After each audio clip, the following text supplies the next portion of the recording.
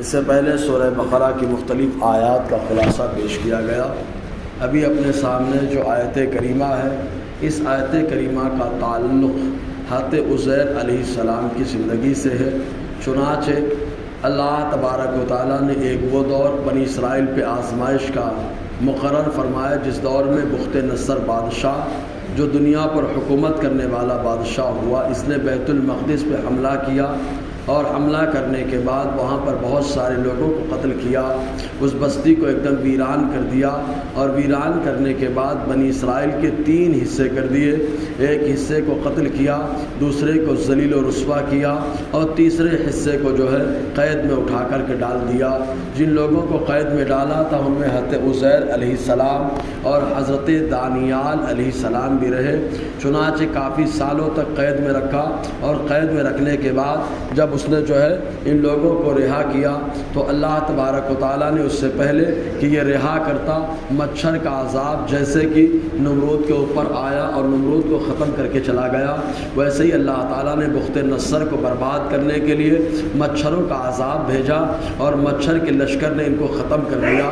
اور جب اس کے بعد اللہ تعالیٰ نے حضرت عزیر علیہ السلام جو آزاد ہوئے، تو آزاد ہونے کے بعد آپ اپنے خچر پر سوار ہوئے جو بہت لمبا چوڑا تھا، اور سوار ہونے کے بعد آپ بیت المقدس میں داخل ہوئے۔ آپ کیا دیکھتے ہیں کہ بیت المقدس کا معاملہ ایسا کہ ساری عمارتیں گری پڑی ہیں، اور وہاں پر جتنے درخت ہیں بالکل ہرے بھرے ہیں، اور پھل بھی خوب لگے ہوئے ہیں۔ چنانچہ آپ اپنے خچر سے نیچے اترے، اور اترنے کے بعد آپ نے جو ہے آپ اپنے گدھے سے نیچے اترے، اور نیچے اترنے کے بعد جتنے وہاں پر درخت سے ان کا جائزہ لیا، اور کچھ انگور کے درختوں سے پھل کو توڑا اور توڑ کر کے کھایا۔ چنانچہ کچھ انگور کا شیرہ بھی نکالا، اس کو پیا، انار کا شیرہ نکالا، جوس نکالا، اسے پیا، اور پینے کے بعد اپنے حمار کو، اپنے گدھے کو ایک کنارے باندھ دیا، اور باندھنے کے بعد حضرت عزیر علیہ السلام ایک پیالے میں شیروں کو رکھا، اور رکھ کر کے جو ہے ایک کنارے رکھ دیا، اور رکھنے کے بعد اللہ تبارک و تعالیٰ کی قدرت پر غور کرتے ہوئے ارشاد فرماتے ہیں کہ اس کی شان ایسی اللہ تبارک و تعالیٰ کی، لیکن یہ اتنا شاندار گھر اور اتنی شاندار عمارتیں، اتنا زبردست جو ہے یہ شہر، لیکن ویران کر دیا گیا۔ انا یحیی ہذہ اللہ بعد موتہا، ویران کرنے کے بعد اللہ تبارک و تعالیٰ کس انداز میں اس کو آباد فرمائے گا۔ چنانچہ آپ یہ بولے، اور بولنے کے بعد آپ لیٹ گئے، اور جب لیٹے تو اللہ تبارک و تعالیٰ نے موت کی نیند سلا دیا، اور 1-2 دن نہیں تقریباً 100 سال قرآن میں ذکر ملتا ہے کہ آپ 100 سال موت کی آغوش میں رہے، اور ایسے سوتے رہے کہ اللہ تعالیٰ نے آپ کے بدن کو چھپا دیا، غائب کر دیا، کسی نے آپ کے بدن کو نہ دیکھا۔ 70 سال جب آپ کے سوتے ہوئے گزر گئے تو اللہ تبارک و تعالیٰ نے فارس کے ایک بادشاہ کو جو ہے بیت المقدس پر مسلط کیا، اور اس نے آ کر کے شاندار جو عمارتیں گری پڑی تھی ان عمارتوں کو پھر سے بنایا، اور بنا کر بیت المقدس کو پھر سے آباد کیا، اور بنی اسرائیل کے جو افراد باقی تھے ان لوگوں کو لے جا کر کے بسایا، اور اللہ تبارک و تعالیٰ نے اس بستی کو شاندار کر دیا، خوبصورت انداز میں اس کو سنوار دیا۔ اور 100 سال جب گزرے، 70 سال کے بعد وہ بادشاہ آیا تھا، اس نے 30 سال میں جو محنت کی پورا ایک دم بیت المقدس کو سنوار دیا۔ 30 سال پھر مکمل ہوئے، 100 سال مکمل ہونے کے بعد اللہ تبارک و تعالیٰ نے حضرت عزیر علیہ السلام کو پھر بیدار کیا، اور جب بیدار کیا تو شام کا وقت تھا، عصر کا وقت، سورج ڈوب رہا تھا، اور اٹھتے ہی اللہ تعالیٰ نے پہلا سوال کیا، کم لبست، اے عزیر یہ بتاؤ تم یہاں کتنا ٹھہرے؟ تو حضرت عزیر علیہ السلام نے سورج کو دیکھا، اور دیکھنے کے بعد کہا میں چاش کے وقت سویا، صبح کے وقت سویا تھا، اور یہ عصر کے وقت سورج ڈوب رہا ہے، جاگا ہوں، تو لبست یوما او بعض یوم، ایک دن یا اس سے کم میں سویا۔ اللہ تعالیٰ ارشاد فرماتا ہے بل لبست مئۃ عام، یہاں پر آج 100 سال سوتے رہے۔ حضرت عزیر علیہ السلام حیرانگی کا اظہار کرتے رہے۔ اللہ تبارک و تعالیٰ نے اس کے بعد ارشاد فرمایا اے عزیر اس پر 2 نشانیاں پیش کرتا ہوں۔ پہلی نشانی یہ کہ تم اپنے جو ہے شیرے کو دیکھو، جو انگور کا شیرہ تم نے رکھا، اس کو تم نے منہ لگا دیا، لب لگا دیا، وہ سڑا بھی نہیں، اس میں بدبو بھی پیدا نہیں ہوئی۔ لیکن اپنے گدھے کو دیکھ لو، اس گدھے کو جب دیکھا تو گدھے کا نام و نشان نہیں ہے، وہ جہاں پہ بندھا تھا وہاں سفید سفید ہڈیاں چمک رہی تھی۔ اللہ تبارک و تعالیٰ نے ارشاد فرمایا فرمایا دیکھو اپنے گدھے کو، کیف ننشزھا ثم نکسوھا لحما، کیسے ہم اس کو زندہ کرتے ہیں۔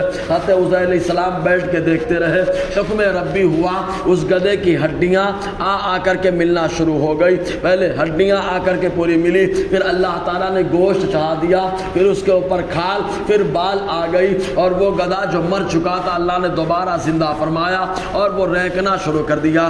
آگے کیا ہوا گفتگو رہے گی۔ اللہ تعالیٰ ارشاد فرماتا ہے او کالذی مر علی قریۃ وہی خاویۃ علی عروشها، یا اس کی طرح جو گزرا ایک بستی سے، جو گزرے وہ عزیر علیہ السلام، اور جو بستی ہے وہ بیت المقدس ہے، وہی خاویۃ علی عروشها، اور یہ اپنے چھتوں پر ڈھہی پڑی تھی، یعنی عمارت بالکل ویران ہو چکی تھی۔ قال حضرت عزیر نے کہا انا، کیسے، یحیی، زندہ کرے گا، ہذہ، اسے، اللہ بعد موتها، اس کے ویران ہونے کے بعد۔ اور اس کے بعد آپ نے جوس پیا، کچھ جو ہے پھل کھائے، اور پھر جا کر کے لیٹ گئے۔ فاماتہ اللہ مئۃ عام، اللہ تبارک و تعالیٰ نے آپ کو 100 سال موت کی آغوش میں رکھا۔ اب ذرا یہاں پہ چند باتیں غور کریں۔ پہلی بات، مرنے کے بعد دوبارہ زندہ ہونا یہ حق ہے، اللہ تعالیٰ نے خود حضرت عزیر علیہ السلام کو 100 سال کے بعد دوبارہ زندہ فرما دیا۔ دوسری بات یہ بھی معلوم ہوئی، اگرچہ نبی کو اللہ تبارک و تعالیٰ موت کا مزہ چکھا دے، لیکن نبی کا بدن سلامت ہوتا ہے اور وہ زندہ ہوتے ہیں، اللہ تبارک و تعالیٰ ان کو زندگی عطا فرماتا ہے۔ چنانچہ خود جو ہے مسند بزار کے حدیث پاک اور مسند ابو یعلا کے اندر حضرت انس بن مالک رضی اللہ تعالیٰ عنہ سے روایت، وہ ارشاد فرماتے ہیں کہ حضور نے فرمایا ان